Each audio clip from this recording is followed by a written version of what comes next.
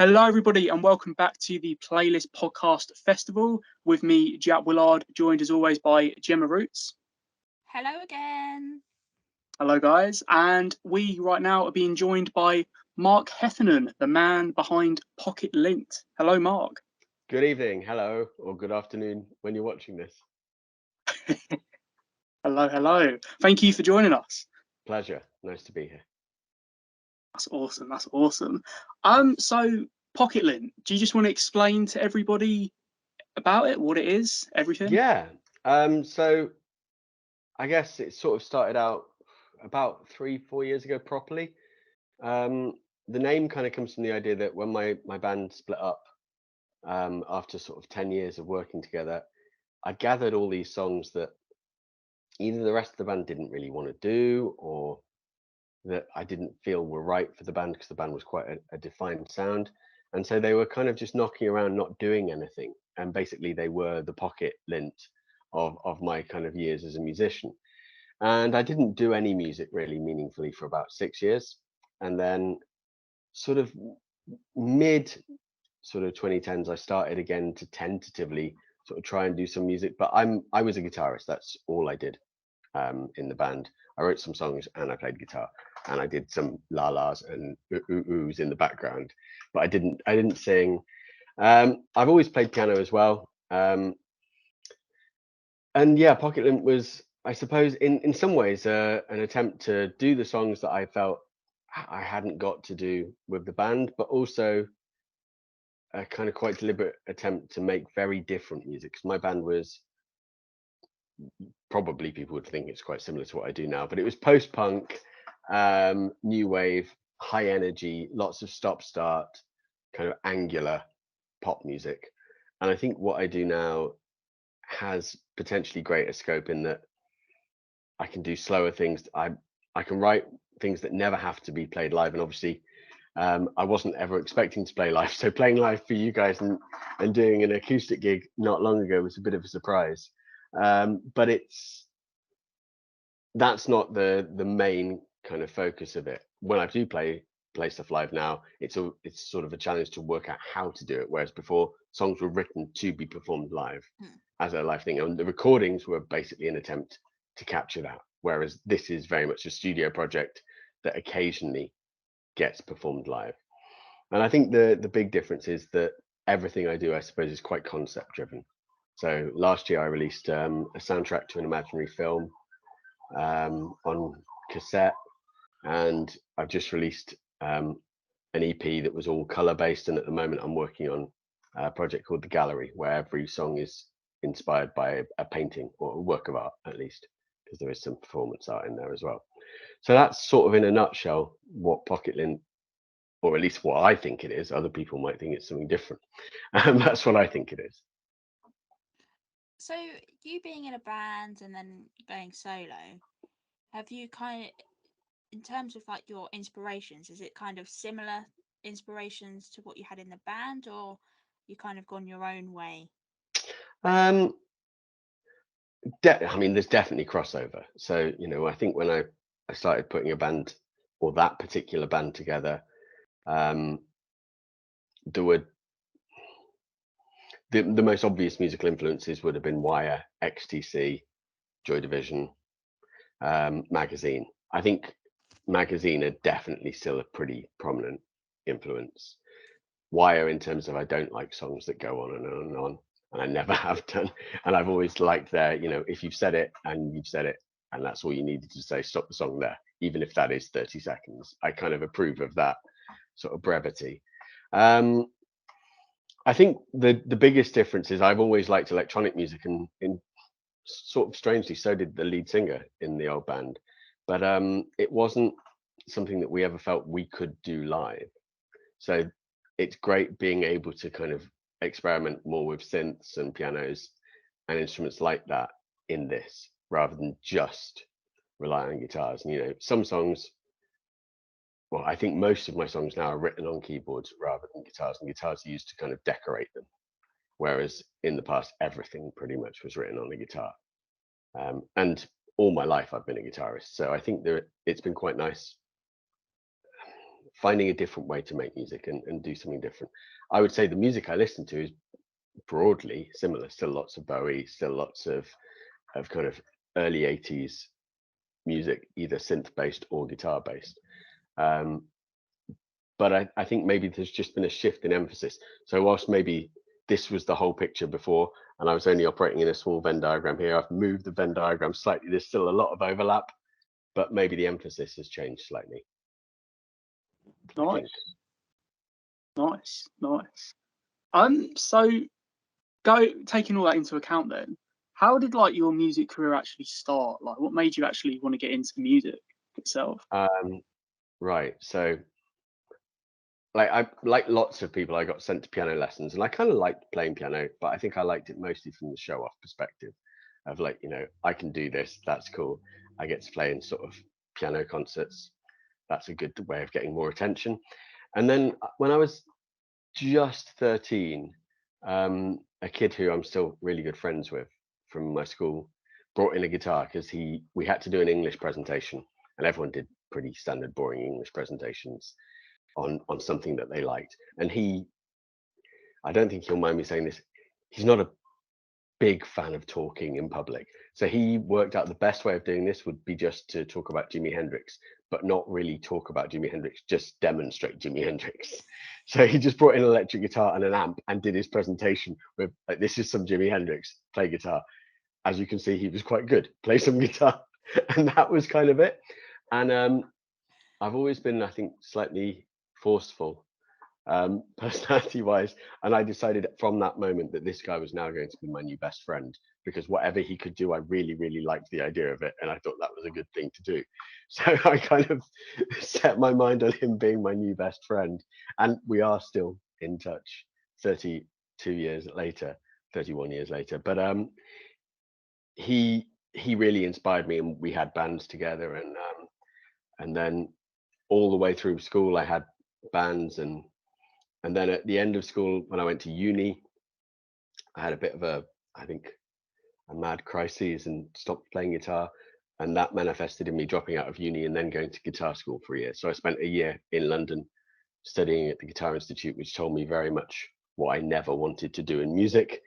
And when I went back, I sort of wrote music for plays and theatre at uni. And then when I finished, I moved down, and the singer from the band that I'd been in when I was 17, 18 was living in London as well, and we just formed a band together, and that band went on for about 10 years.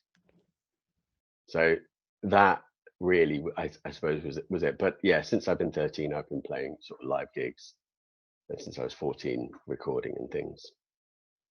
Interesting. Very cool. So, how you obviously did lessons for piano. Yeah. Did you do guitar lessons as well then? Or? Sort of.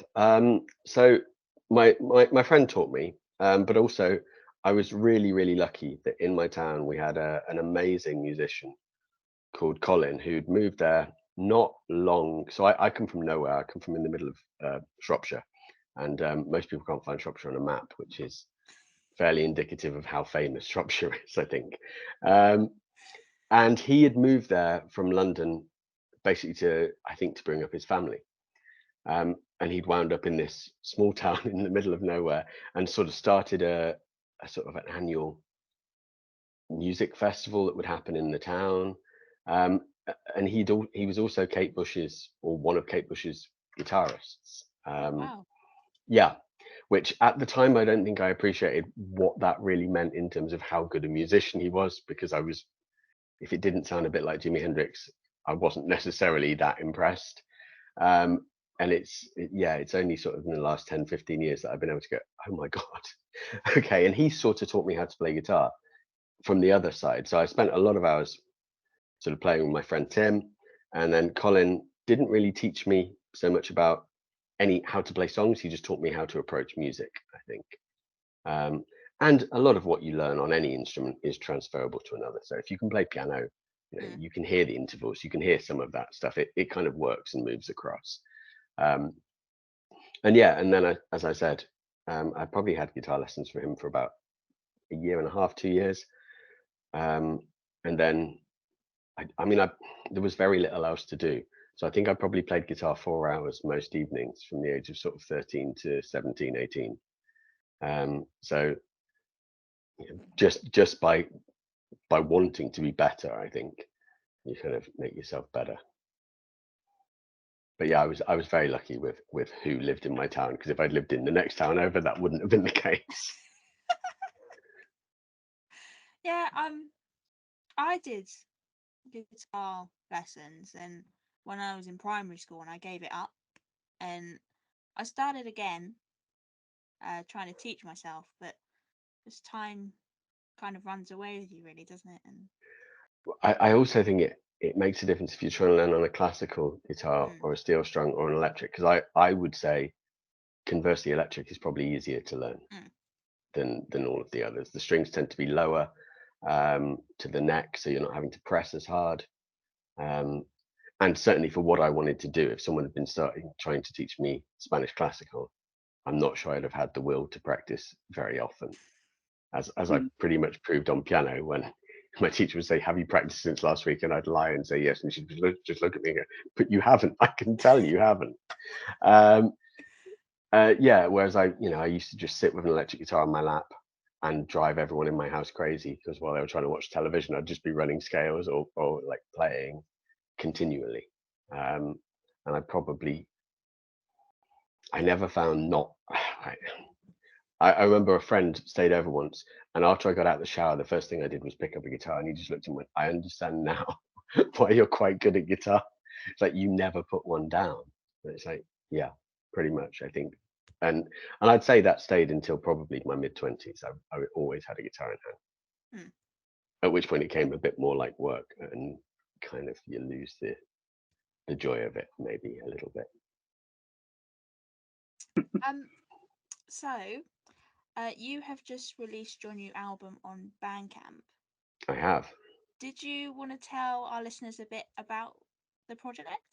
Yeah, so it's called A Grey Opaque, which is, if there's any big 80s indie fans, they might be able to work out the reference in that. And really the idea was, because I'm planning to release this new album, The Gallery, later in the year, it was an attempt to sort of pull all of the earlier recordings together. So I think the first recording on it would be Stepney, which is a song that I'm playing in the live concert. And it was the first song, I suppose, first new song I wrote as a solo artist. So the first song that I wrote with only an idea to it being written and performed by me rather than other people. And so it ranges from that, and it's got some of the original bits of Pocket Lint, the songs that I didn't ever record, things like Daydreams of AD. But it's a collection of songs from my first 4 EPs that I released. And really the idea was it would be nice to have them on CD.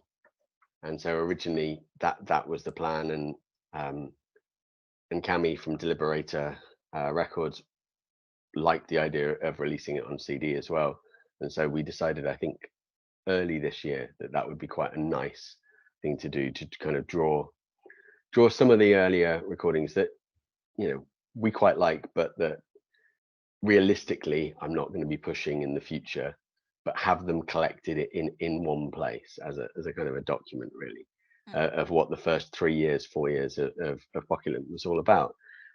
Because I think there's some really nice songs in there, and also it's quite interesting for me to see that, or quite interesting for me to now have seen that there is a thread that runs through my stuff. There is a certain, whilst I might think things are changing, if I actually listen across, there's bits that are quite identifiably kind of me in all of it. So whether I'm kind of playing guitars, just playing a piano, or messing around on synthesizers, there's a kind of, and I think it's as simple as it's the choices of which chords you put next to which chords. When you decide to kind of make a sound, what type of sound is it? And I think that's always been the case. I think I have quite set ideas on what I like and what I don't like, and therefore don't write things that I don't like very much, or try not to anyway, because that's awful. Because invariably I found when I do not like something that I've done, it's guaranteed that someone else will like it. And if you're in a band with someone, they then want to do that song, which you don't want to do. So I think if you do ever get halfway into something like that, just stop it and park it and leave it. But yeah, I think it's got some songs that were released earlier this year from EP4, which was the color-based one, and it's this sort of, it's supposed to be a compilation of everything so far, and it was accompanied by a kind of a lyric book called Silent Icicles, which is just sort of the stories about each of the songs, and their lyrics, because I'm a big fan of bands that take care of their lyrics beyond, just here is my rhyming dictionary. Town rhymes with clown. Fantastic. Put that in there. Sound rhymes with ground. Awesome. We've got some lyrics, guys. Let's go.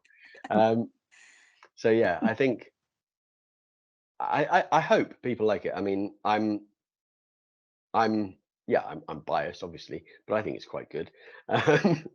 So I mean, that's about as positive an endorsement as you'll get from me. I'm not a big trumpet blower, but yeah, I think it's all right. Nice. Do you have like a certain track on there? Like if you were to pick one, is there one that stands out for you as like your favorite or means the most to you? Hard question, I know. Yes, yeah, probably. There's a song on there that was on EP3, called When Winter Comes Again, which is, I think it's probably the first different song that I wrote.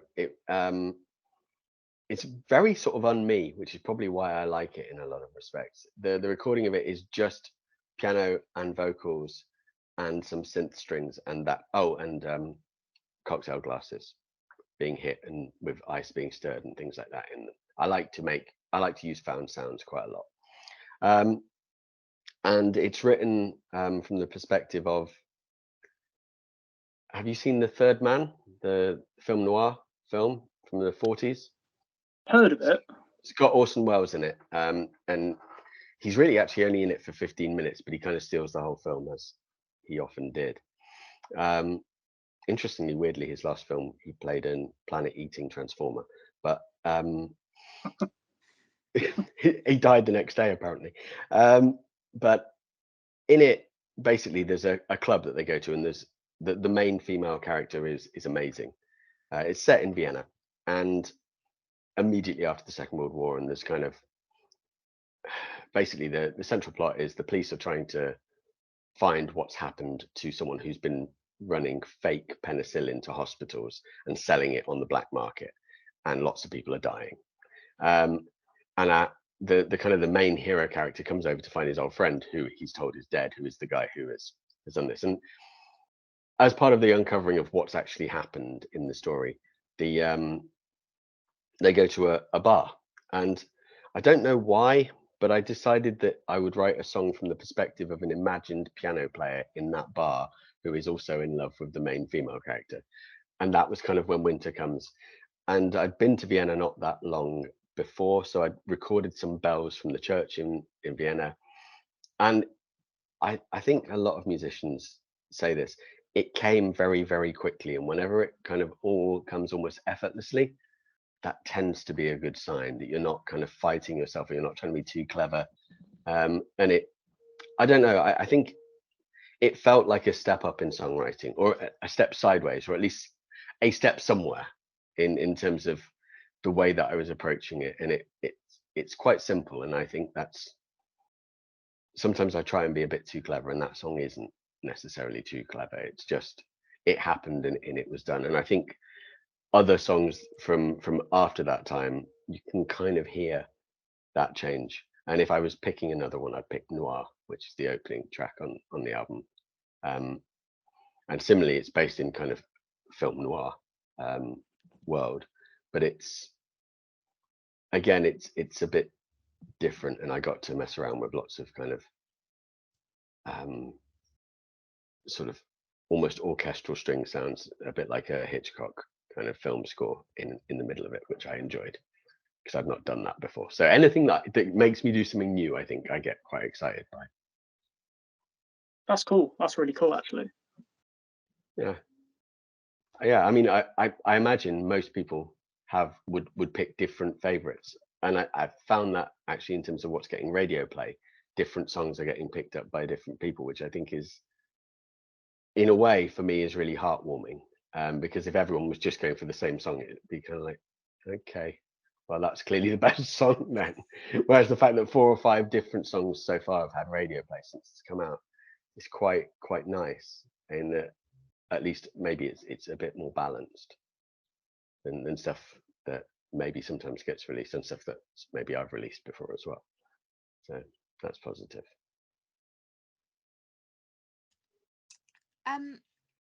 So in terms of your songwriting then, what is your process of writing a song?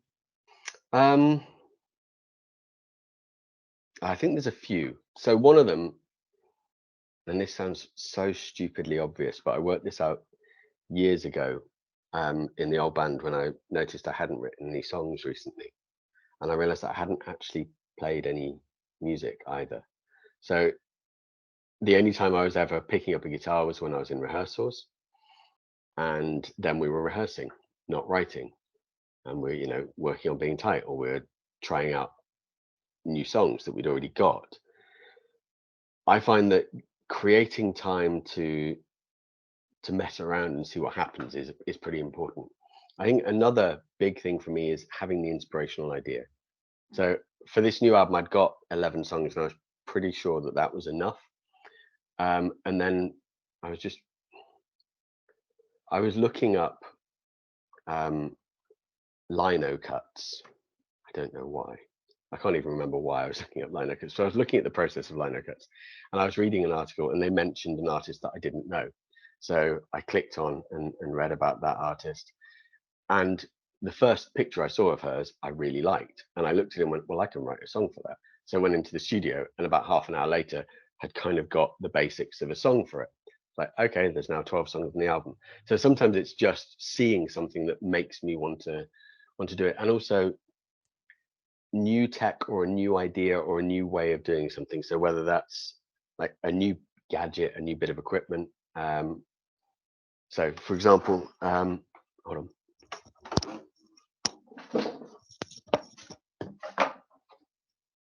Something like this, which is just a tiny micro synth, and just like that made me experiment with it, and so create something new with it, or finding a new musical artist that I'm into, that kind of gives me that, right, okay, I wonder how they're doing that. Just anything that sort of promotes, anything that forces me to pick up an instrument and actually try and do something, I think it is quite good, because I've got a full-time job.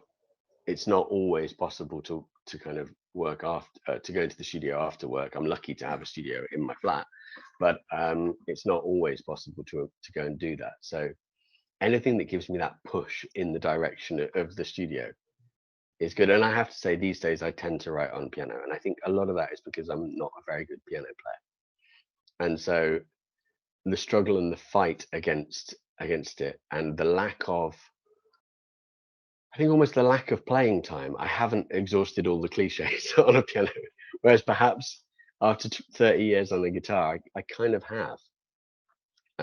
Or I fall into patterns of established kind of, oh, okay, that's how I play guitar. So it's quite hard to break and shift away from that.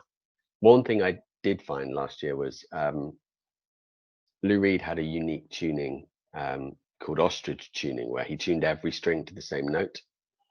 And I managed to write a couple of songs by doing that, because again, that was totally new to me. And it creates these great big kind of echoing drone sounds. And so that was quite interesting and different, rather than just, here's a guitar. What are you going to play? You're probably going to play something that you've either written before, or that you know quite well, as soon as it sits in your lap. Whereas if there's no way of making a more recognizable sound on it, then for me, that's something new and quite exciting. So I know that tends to lead me to find something that I'm then interested in turning into a song, perhaps quicker, and just sitting normally. And as I said, I still use guitars a lot, but they tend to be added after the main song is kind of structured now. Well, the So yeah, performance that we're going to be playing, yeah. you play the piano beautifully. Oh well, thank you. I had to practice a lot. Yeah, that took a bit of work. I mean, it's getting better because I mean, like anything, the more you do it, the better it's going to get, right? But I'm a much more confident and I would say competent guitarist than I ever will be pianist, I think. But thank you. Yeah, and I think it's good to have more than one method of writing because that way, if you get stuck, you can go and kick a different thing that might make it work and kind of fall back. So that helps me, I think. Brilliant, brilliant. Do you have any plans? Obviously, you're performing for us, but Yeah. do you have any plans to perform the album live or go on like a tour, anything like that? No, but I might. I've been thinking about potentially doing a few gigs in if money were no object and if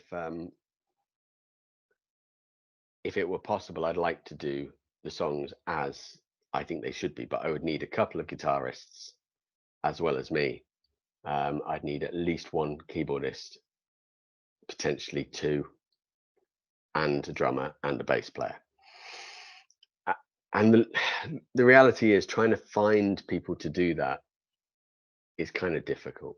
And they'd need to be halfway decent. Otherwise, I don't want to do it. So one thing I have thought about is obviously just doing it solo, which is an option, or maybe a very reduced, slightly different band with me, another who perhaps plays bass or piano, and some sort of percussion that maybe could switch to something else as well. And that would be quite interesting to me as a kind of a halfway ground. But again, it would, a bit like with the gig I've done for you guys, it would involve having to rewrite the songs, working out how they could work differently, but still be an interesting thing to witness. Because, and I mean no disrespect to the hundreds of people that play acoustic guitars in concerts up and down the country, but that's not what I want to do. I've never wanted to be someone who sits on stage, strums an acoustic guitar, because it's not what I enjoy watching, to be perfectly honest. So I don't see if I wouldn't want to watch it, why I should inflict it on anyone else. You know, I think half-hour acoustic gigs like that for me are as much as I could possibly take. So I don't want to do that. And at the moment, realistically, that's sort of what I'd have to do, which is one of the reasons I want to be able to switch between piano and guitar because it just gives different tones, different kind of sonic chant possibilities. And it's why when I did on the second song that I've done, I've used an effects pedal on the piano to just mess around with it so that it's not just a straight sound all the time because yeah, that wouldn't excite me. So I kind of want my music to at least be interesting and kind of different from what you would normally expect a one person solo artist to be doing. So until I can get a kind of until I can basically steal Bowie's retired band, that's where I sort of am for the moment. But yeah, I would love at some point to do a full on sort of properly large concert with full band, very loud, and kind of, you know, pretty big and impressive. But in the near future, not so much. But I am talking about potentially doing some gigs at some point, which will be. I played a gig in 2019, but that was more sort of for fun.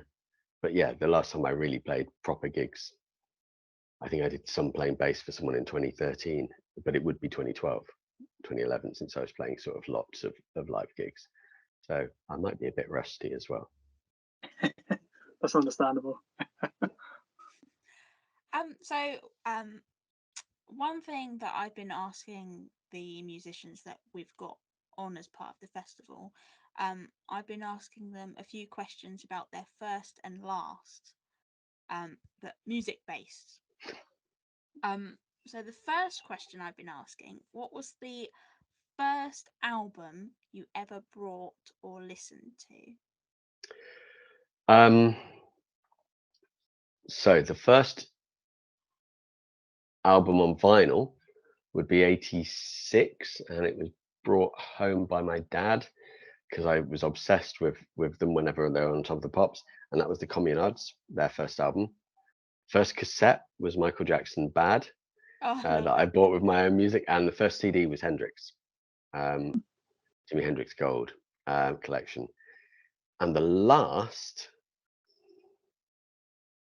so I so I bought 4 records recently at the same time, and I can't remember what all of them were.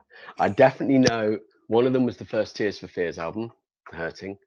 One of them was the Beck album that's a little bit electronic. I think it might be called Hyperactive, Yeah, something. hyper Yeah, space maybe. Something like yeah, that one. It's got the very 80s synth that. wave sort of front cover.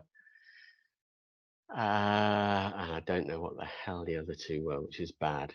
I think the other 2 might have been things that I've got on CD that I was just adding to my vinyl collection to sort of replace.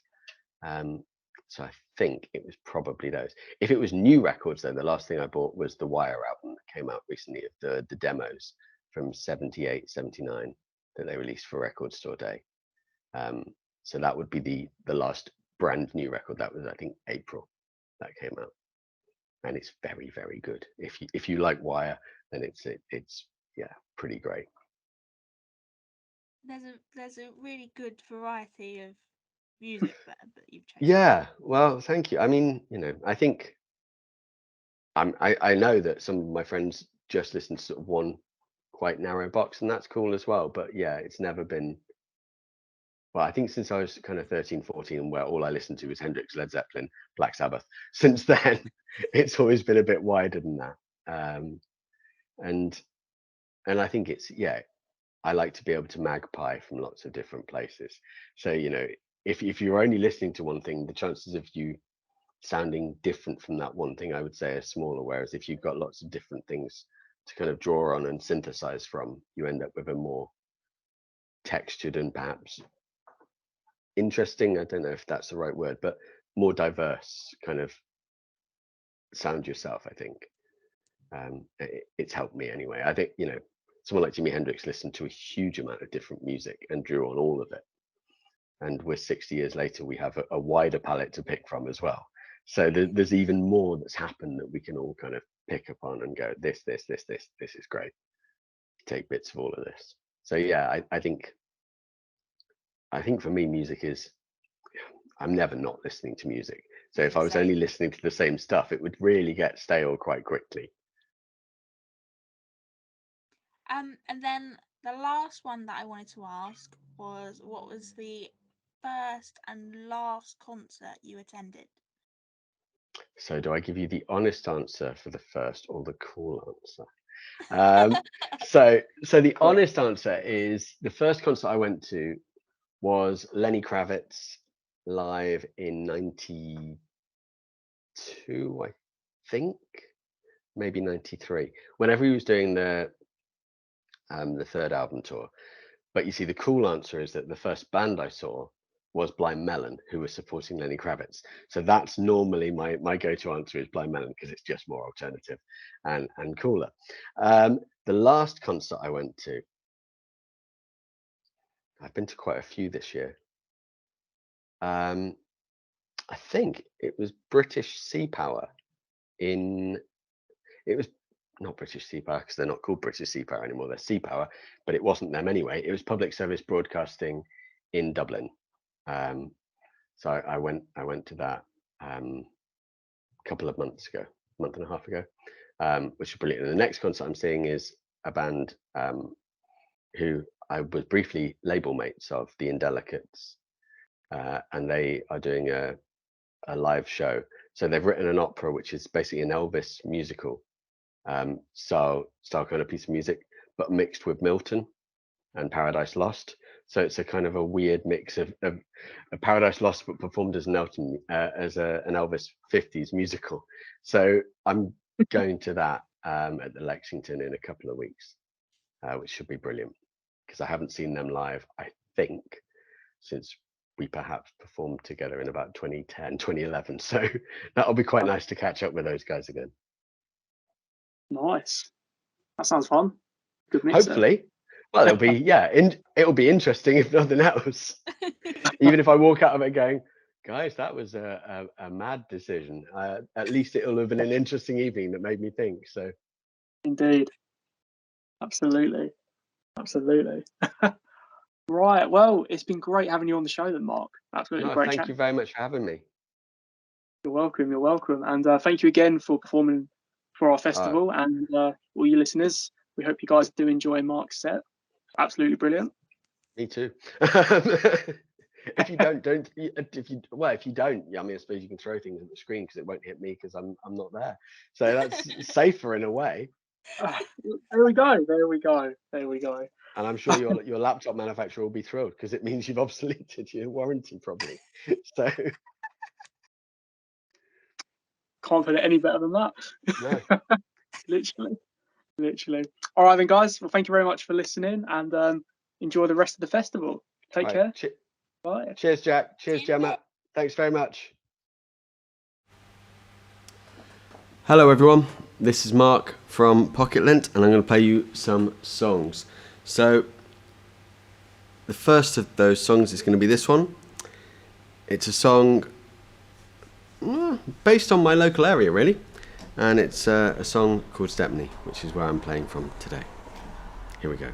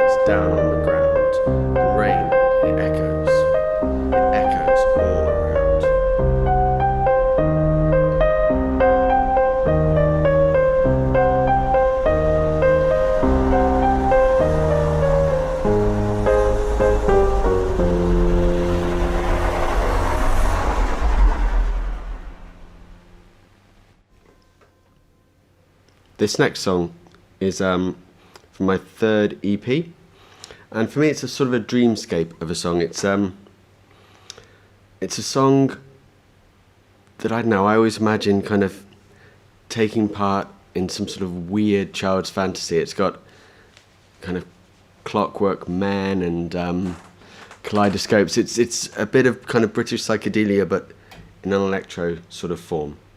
So here we go. This is called Carousel.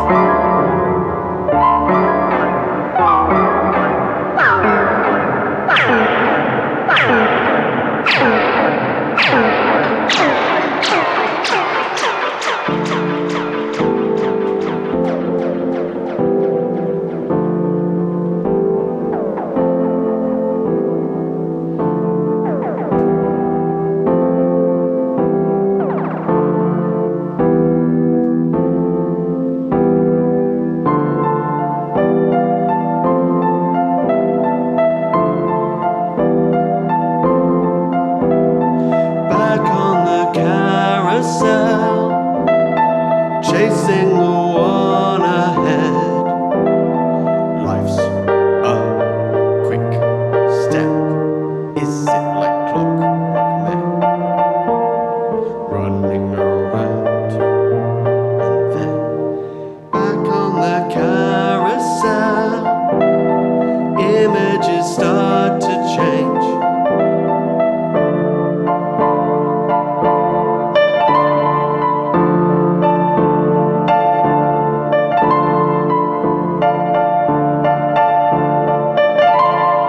Life's a slow dance.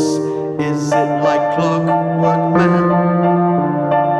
Running around and then back on the carousel, chasing the one ahead. In my kaleidoscope, images start to change. Colors move like blurs, chasing the ones behind.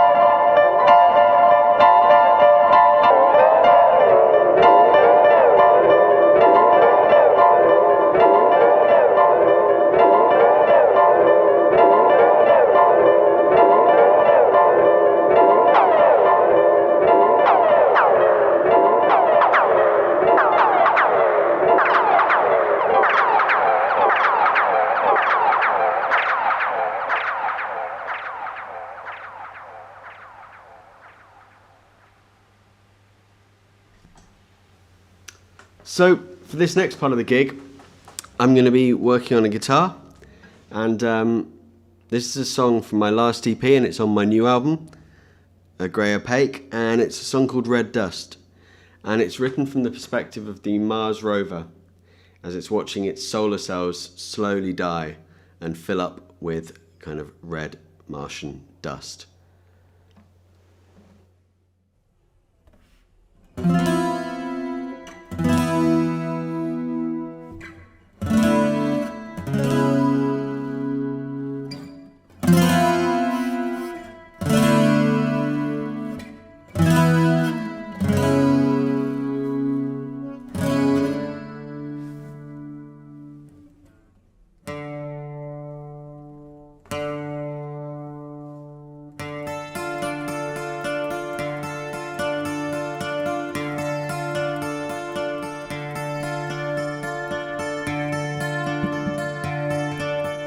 Getting dark,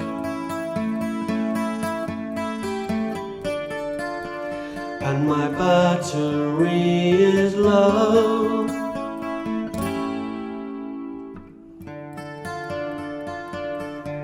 Your world looks different behind this rusted sky.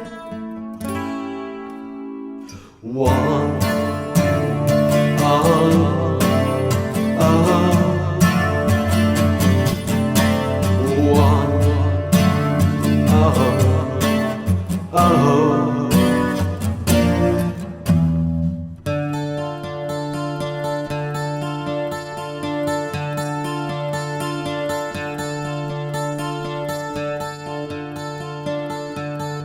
Four buses rising,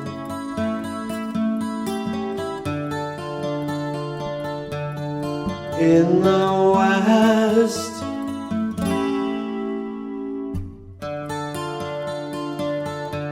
my red lights flashing,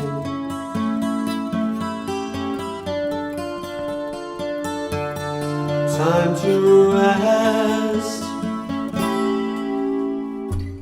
One, oh, oh. One, oh, oh.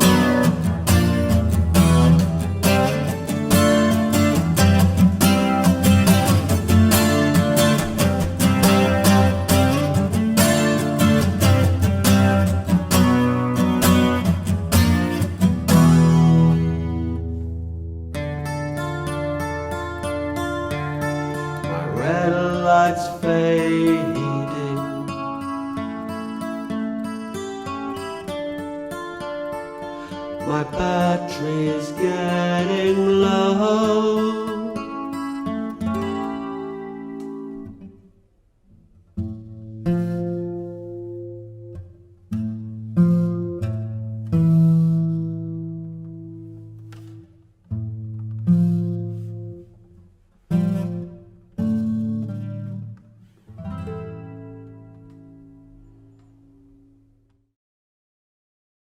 This next song is the opening track on my new album, and it's a song that's kind of delivered from the perspective of a monologue of a protagonist in something like a Chandler novel or a classic film noir, something like Double Indemnity, which is actually sort of what I was thinking of as I was writing it. It's quite simply what it is. It's called Noir.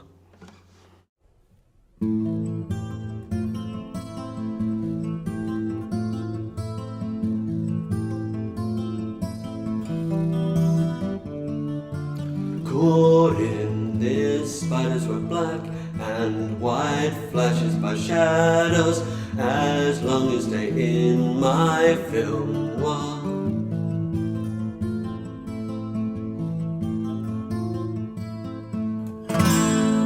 I could have been the star, should have been so far away from here.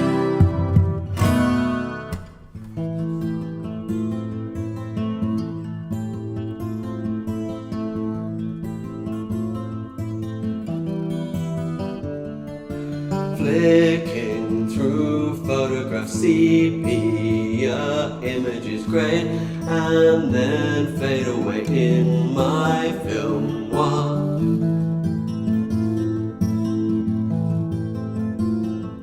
Speak to the man upstairs, tells me it's time to run, drive down to Little Farm in my black car.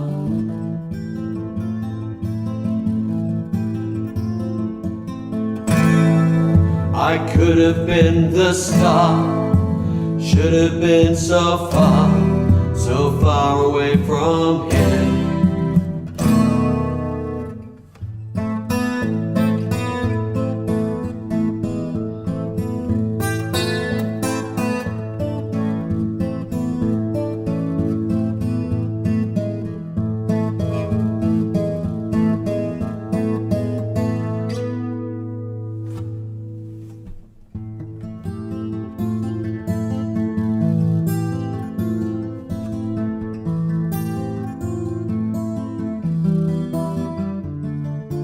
Lit by your cigarette glaring back in the dark, knowing just what to say, you sell your side.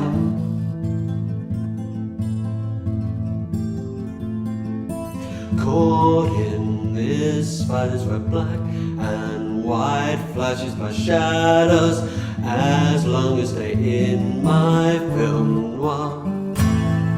I could have been the star, should have been so far away from here.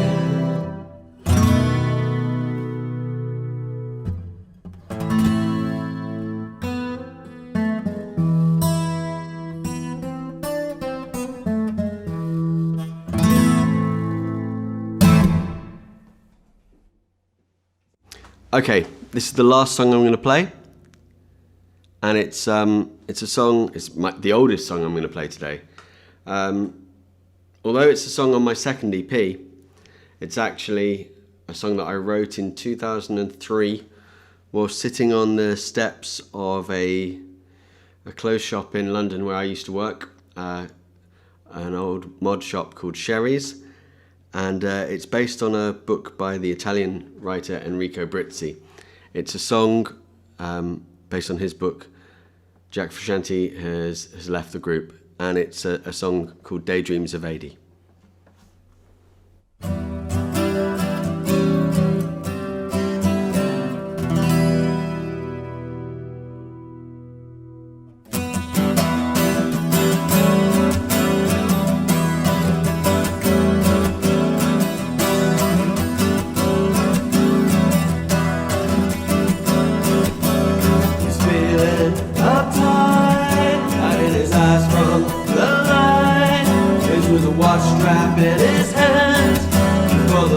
at his command. In the crowd he's on his own, it's a city not his home. Red bricks line the grey old streets near Saragossa up the hill, sucking under scorching heat of grunge, Girardengo with an iron will. And thoughts of Valentino, they occupy his mind. Alive, spent speeding, and so out of time.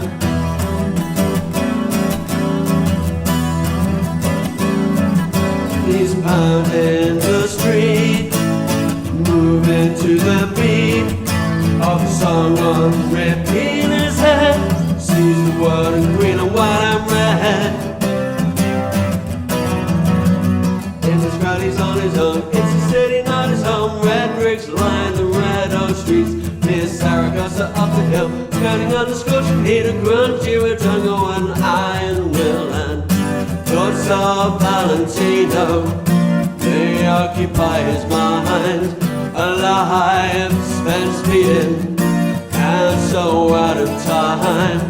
Daydreams of 80 speak his thoughts, and in his head prayers for the dead.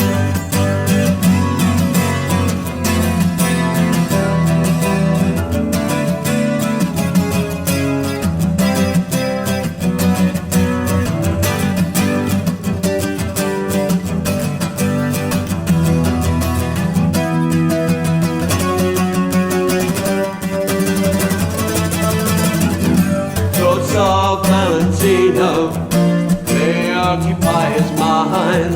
Alive, spent speeding, and so out of time. Daydreams of 80 speak his thoughts, and in his head prayers for the dead.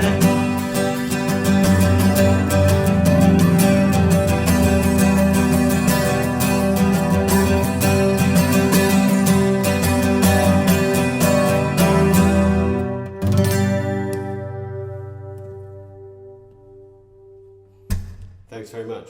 Have a good weekend.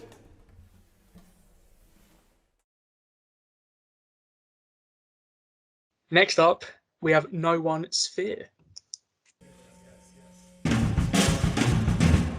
Alright, this one's called Pictures in My Room. If it's too much to ask, I don't wanna see you gone. Tell me if I'm wrong, then so long.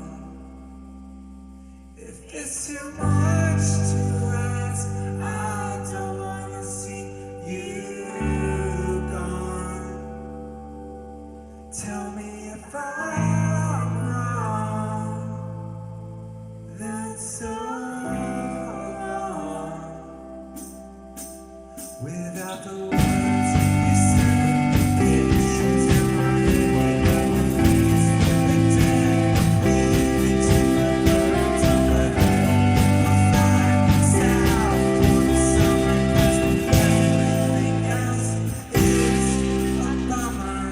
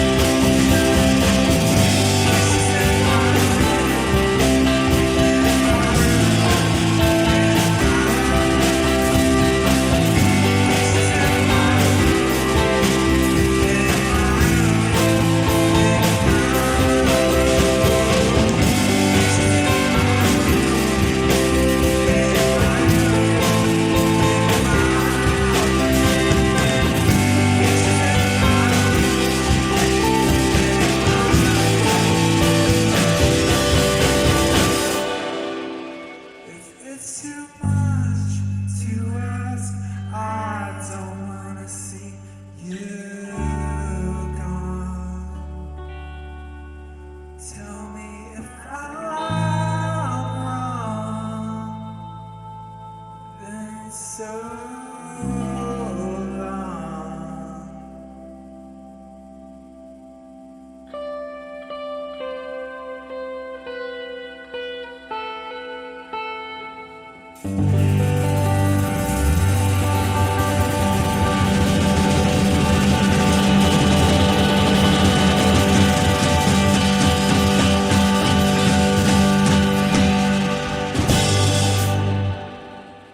Thank you.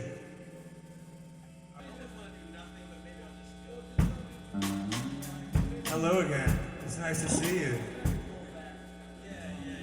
Do you come here often?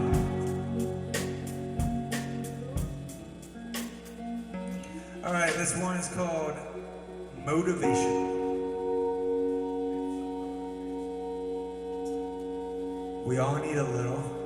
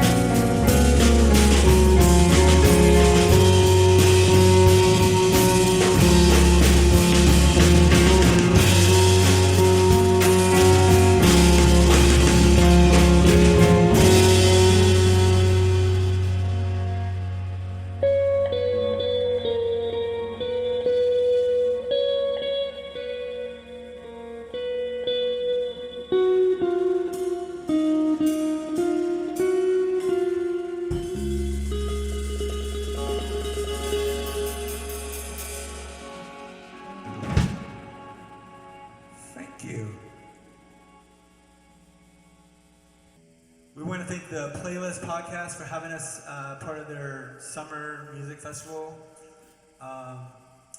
Over on my left, your right, is Andre on guitar. And you got Paul on drums right behind him. And then over here is Brad on drums. Yes, that's right, 2 drummers. And we've got Kaylin over here on vocals and keys. Then Diego to my right, he's our space station. So, and then I'm Dave, bass, vocals. We're No One's Fear from Washington, D.C. And this next song is called Fade Into You. You might know it by a band called Mazzy Star. So, I hope you enjoy it.